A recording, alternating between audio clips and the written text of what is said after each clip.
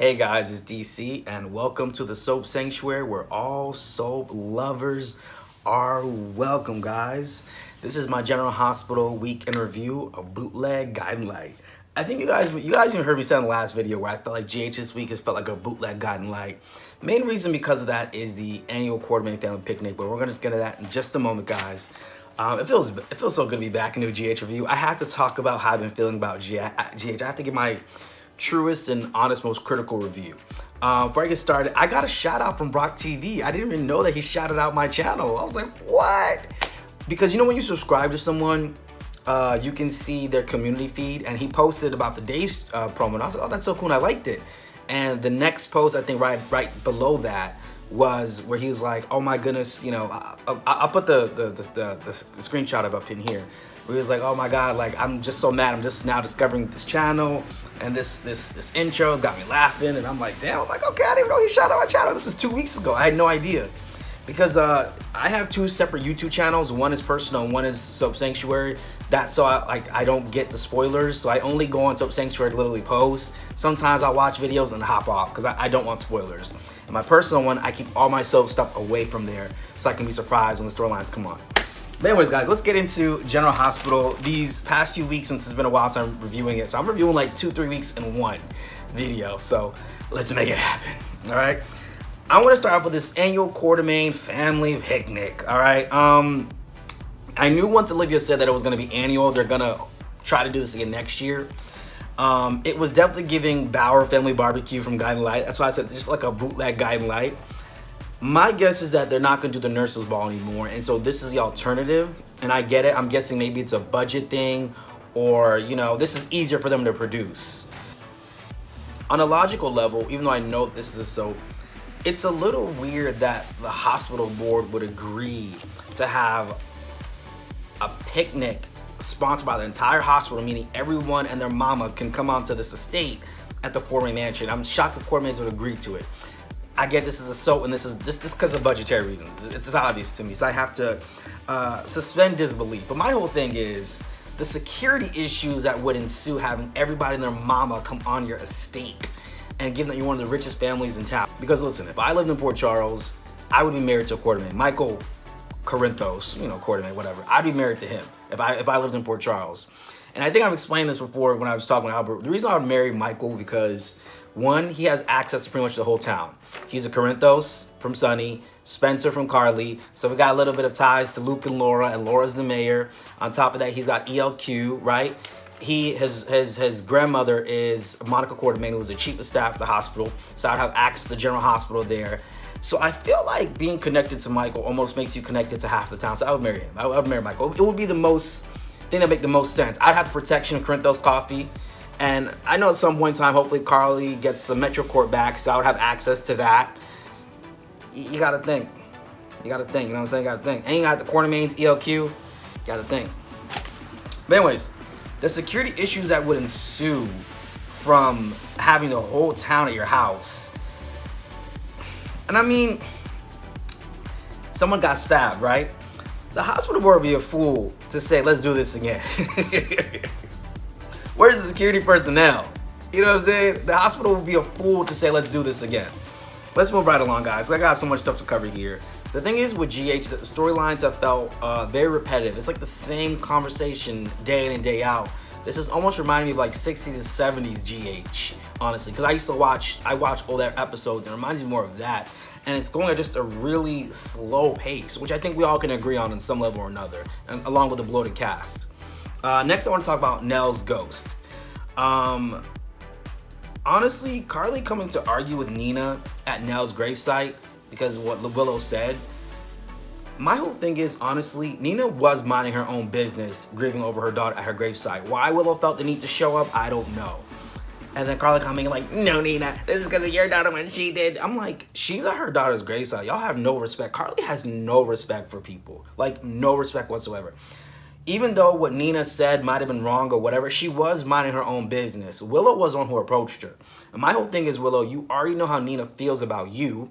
You already know how she feels about Nell. She feels like she abandoned Nell. She wasn't there for her. And I get it. This is to maybe create more angst between Nina and Willow. But I'm like, why would you feel the need to go to Nell's gravesite, knowing that Nina wouldn't be there, knowing this anniversary of Nell's death, and knowing the fact that you and Michael decided to bar Nina from having any type of grandparent custodial custody with Wiley? Can we make that make sense? Can we make that make sense? And you thought it was a good idea to go to her gravesite and come on, man. Come on, man. Y'all walked into that one. You guys walked into that one. Come on. You know what I mean? Come on. And honestly, everyone made it seem like Nell was coming back permanently, which, while it would be soapy, I feel like in a way that would complicate a lot of things because we already have so many people on the canvas as it is. I'm not sure, like, we need one more person, honestly, at that point. When I think about a bloated cast, I don't think the fact that GH has too many people is a problem. It's the way they're orchestrating the storylines the problem. I watch a British show called Hollyoaks, and they are known for having a super large cast on that show. The thing about it is the difference with Hollyoaks and General Hospital is Hollyoaks moves the storylines along to where you don't even notice the cast is bloated. That's good writing right there. Now with GH, the storylines are so slow and there's so much incompletion, you notice when the storylines are finished when they're not finished. Like it becomes painfully obvious at a point in time. Like, if we can think about all the incomplete storylines, I got them all written down here. You got Who Killed Luke, Miss Wu and Brad, which I feel like there's a lot more to be explored there, and we haven't gotten that yet. Sasha and Brando, they're on like every other 2 weeks. And then Spinelli and Cody. Speaking of which, in terms of Cody, I am not invested. I mean, truth be told, I'm not really invested in really one storyline right now in GH, if I'm being completely honest. It's not one of them like, oh my God, like, I want to see where this is going to go. I don't feel that way about none of the storylines right now in GH. But when it comes to Cody being Mac's son, I'm really not invested in that storyline. I'm just not. I mean, okay, raise your hand if you're invested in the Cody being Mac's son storyline. Raise your hand if you're invested. Anybody?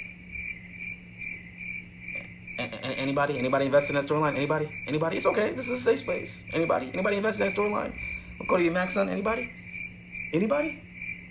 Anybody? Nobody? No? Nobody's invested? No? No? I want to circle back around to Carli and Willow. And Carli just keeping the secret. This is my whole thing. We already know that Carli has a history trying to keep people from their children. Carli, I almost said Charlie. Carli has tried so hard to keep Michael from the Quartermains. Now look at him. He's living at the Quartermain estate, and he's a board member at ELQ. That worked out well for you, didn't it? That worked out well for you, didn't it, Carli? That worked out well for you. And here's what's going to happen. Willow is going to be in need of a transplant from Nina. That's why she's having all this stuff going on medically. Carli's going to keep the truth, and Michael's going to feel like she endangered his wife. So now, Michael will then be on the outs with Sonny and Carli. That's what I see happening. That's exactly what I see happening. And it's the most selfish thing that Carli can do. And here she is trying to figure out, oh, can I open up my heart to Drew? You need to be alone, sis. That's what you need to be. You need to be alone. It is okay to be alone. In society, we got to normalize that. It's okay to be alone. It's okay. It's okay to be alone. My goodness, in the last 10 years, Carli has been with Todd Manning, Franco, Johnny Zakara, Sonny, Jax. Gosh, who else? Okay, not bad, not bad. So, number five, not bad, not bad. Oh, Jason too, Jason. And then Sonny again. And now Jake. No, I'm sorry, Drew. Ooh, I'm getting so confused. Drew. Now she's with Drew. So take a break. It's okay to take a break. It's okay if you're not ready for a relationship. It's okay to take a break and take a step back. You're clearly not ready.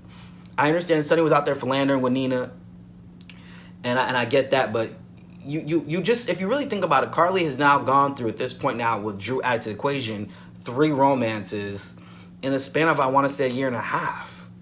Jason, Sonny, and then now Drew. Take a break, sis. Just take a break.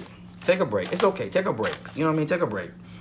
And I want to touch on right now is that, you know, in terms of Cody Mack, and I'm going to be circling around this review a little bit, guys. I'm disappointed with that storyline, but these are other storylines I'm really disappointed with. I mentioned this earlier before is Miss Wu. There was so much build-up with Miss Wu, and it's been such a letdown. There's so much more that could be going on with her instead of her popping up every time from time with an ominous message. You know what I'm saying? Like, there's so much more that could be doing with Miss Wu, which is a missed opportunity for me personally. Marshall, this has probably got to be, I think, for everybody, one of the biggest disappointment storylines. My whole thing is that unless Marshall at some point in time will have a schizophrenic attack, what was the point of all the storylines? And I get Portia trying to figure out if there's a genealogy trait within Trina. And I'm going to say something on a personal level. I never really believed it when people say, oh, you have this, so it runs in the family. I don't know. I just don't believe those things personally. I don't know. And I don't even claim those things in my life. Like, oh, so-and-so had this, so you have it too. Like, I know there's a physicality with mental health and with any physical illness, period. I know that. There's some type of physicality, mental health, where they can find it in traits and shit. I know on some level, some capacity, don't get me wrong. But, like, I don't know. I remember even going to, like, the doctor months ago, and she's like, yeah, be careful with cholesterol. Do you have a history of in your family? And I'm like, what does that matter? Like, I don't know. I'm not a medical professional by any means. It's not what I'm saying. But it's just like, I don't know. I don't really accept those kind of things as a personal person. You know, personally. Not personal person, but personally, I don't really accept those things. People say, oh, does it run in your family?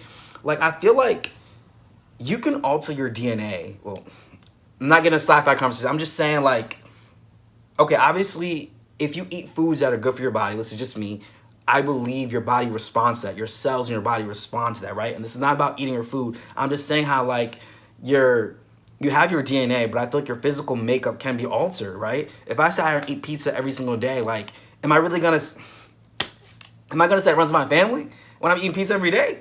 You know, it's just something that I'm being mindful. I don't know, I can't really accept that, but this is a soap, so we're just gonna move on. I'm just gonna move on. This is a soap.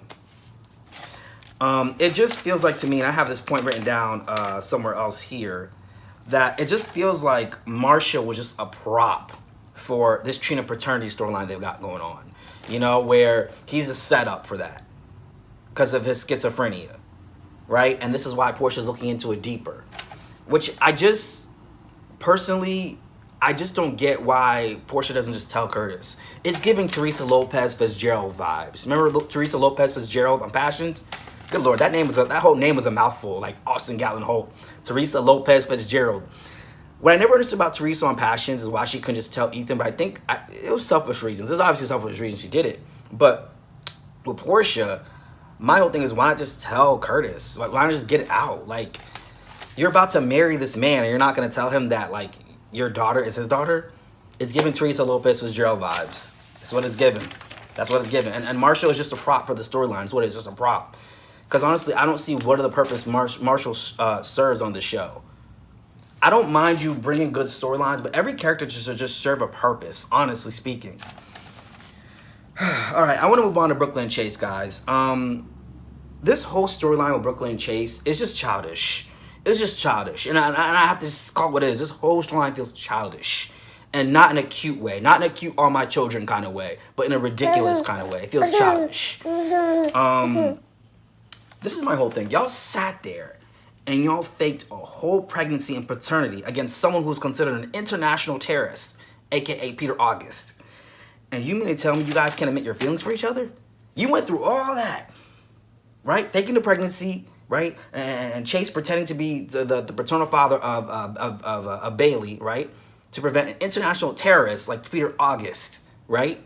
From getting anywhere near her. And you mean y'all went through all that experiences together. And you mean to tell me you guys can't even be honest about how you feel about one another? Really? I don't have time for this storyline.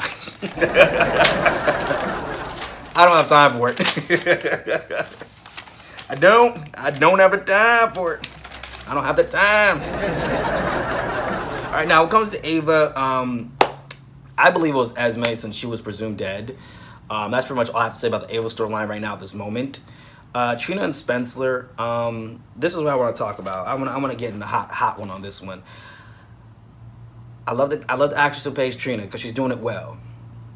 Now the character Trina itself, I'm losing respect for Trina day by day when I'm watching this show. I'm losing respect for Trina. I am. I'm just losing respect for Trina day by day. The way she scurried over to the PCPD, like to go see Spencer off when he went to Pentonville. Was it Pentonville? Pentonville. Like, Spencer is the whole reason why you're in this mess. And all Ava just had to say was, yeah, he believed in you all this time. Oh my God, I gotta get to him. Oh my God. You got a good man like Rory out here. You got a good man like Rory. And this is how it is in life.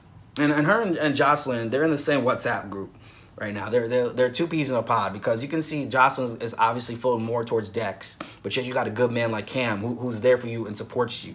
But you it seems like you guys both want the danger. Now, Trina's all being naive. Everyone's piping up the storyline. You know, this is the thing. This is how you know when a storyline is not written well. It's like when every character on canvas is like piping the storyline up. You know what I mean? They're like hyping it up, and you still don't even buy into it. Like how everyone's trying to hype up Cody and Britt, and it's just like it's not working. Every time I'm screaming like, no. And it's the same thing with Trina and Spencer. Let's see if Trina is going to be so gung-ho about Spencer when she comes face to face with Helena Castle. That won't be necessary. I'm right here. I told you. Yes, you did.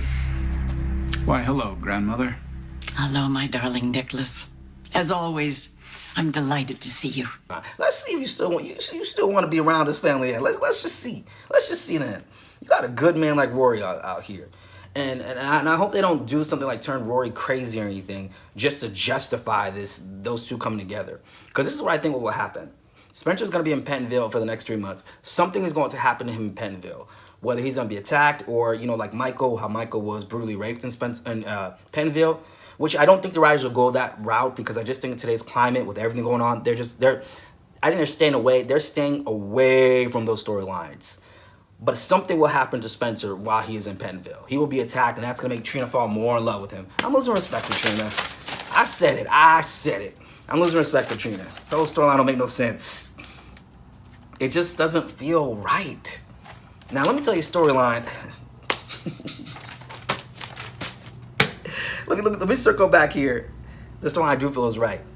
Well, not right, but okay, I'll talk about this on days. How I absolutely love Ava and Johnny together. I love them. That's a hot couple. I love it. It's so wrong, but it's so right. When Nicholas and Esme got together, I was like, whoo. You know, I don't know if it was Marcus Kaluma, but I was like, all right, no. What's up, no? Now, I know because of their age difference, we're supposed to be grossed out. The only time I felt grossed out with the May-December relationship or affair on soaps was with Marion, Kobe, and Tad Martin. I knew you couldn't stay mad at me for too long. Are you alone? Yeah. Good. You gonna tell me what's bothering you? You bet I am. I'm waiting. You are the most disgusting excuse for a human being. How do you live with yourself? Okay, Liza, if you're gonna start beating on me about that older woman stuff, you can just phone No, it in. not an older woman. Not any older woman. My mother.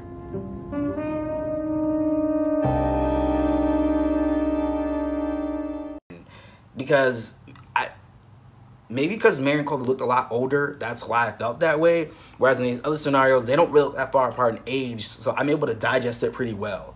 I don't know. But I want to move on to my next ones here. Sasha and Brando. Now, everyone is all for Brando getting the conservatorship. I'm actually, I think, one of the 1% that says I'm not okay with it. I believe that's giving too much power to Brando, personally. Obviously, I think this storyline might have been inspired by the Britney Spears conservatorship that was in the media. I don't know for sure. But I can understand why Sasha would be hesitant about that. Like, you're giving someone guardianship. Like, you're a grown-ass woman, and you got to get to, like, someone.